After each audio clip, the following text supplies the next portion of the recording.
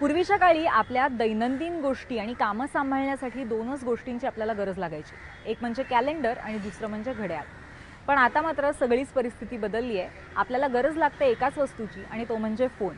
या फोनमध्येच आपल्याला पाणी पिण्याचं रिमाइंडर दिलं जातं, आपलं डाएट ट्रॅक केलं जातं, आपण किती पावलं चाललोय हे सुद्धा पाहिलं जातं.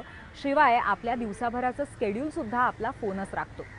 विविध पद्धतीची स्मार्ट ॲप्स आपल्या मदतीला सतत उभी असतात. चला असंच एक मस्त स्मार्ट ॲप आम्ही तुमच्यासाठी घेऊन आलोय.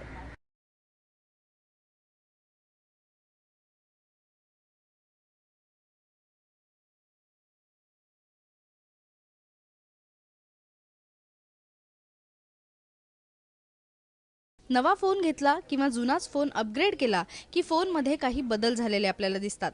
काही नवे इनबिल्ट ॲप्स असतात, काही अपग्रेड झालेले असतात. असंच एक ॲप म्हणजे गुगल टॉकबॅक. अँड्रॉइड 4.1च्या पुढच्या व्हर्जनमध्ये हे ॲप लोड केलेलं आहे. टॉकबॅक हे अंधांसाठी नवं ॲप सुरू केलं गेलं आहे. हे ॲप सुरू केल्यावर तुमच्या मोबाईलमधल्या पासवर्डशिवाय इतर सगळा डेटा रीड केला जाईल आणि ज्या बटनावर बोटं फिरतील ते बटन नेमकं कशासाठी आहे किंवा कॉल कोणाचा आलाय, मेसेजमध्ये काय आहे हे सगळं रीड करून दाखवलं जाईल. हे ॲप सुरू करण्यासाठी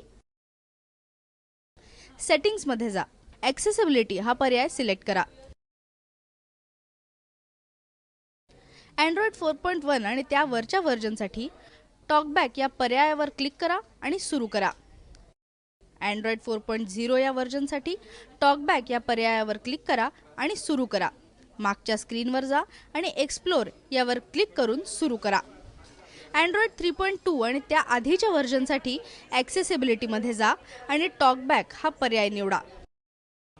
आधी बटनांच्या फोनमध्ये टाईप करणं अंध व्यक्तींसाठी सोपं जायचं, पण आता हे फोनही मिळत नाहीत आणि जुने फोन असतीलच तर त्यांचे सर्व्हिसेस उपलब्ध नसतात. अशा वेळी स्मार्टफोनमधला हा नवा पर्याय त्यांच्यासाठी खूप सोयीचा आहे. प्रत्येक कीवर बोट ठेवल्यावर फोनमधून आवाज येईल की त्यांनी कुठल्या कीवर बोट ठेवलंय आणि त्याचबरोबर जे काही स्क्रीनवर दिसेल ते त्याच वेळी रीडसुद्धा होईल. यामध्ये आलेले मेसेज वाचून दाखवले जाऊ शकतात, मेसेज टाईप होऊ शकतात, पाठवले जाऊ शकतात आणि त्याचबरोबर जर कोणाला फोन कसा हाताळायचा हे माहीत नसेल तर त्यांचीही मदत होऊ शकते. त्यामुळे हे खरंच चांगलं ॲप म्हणता येईल. अर्पिता विद्वांस, ABP माझा, मुंबई.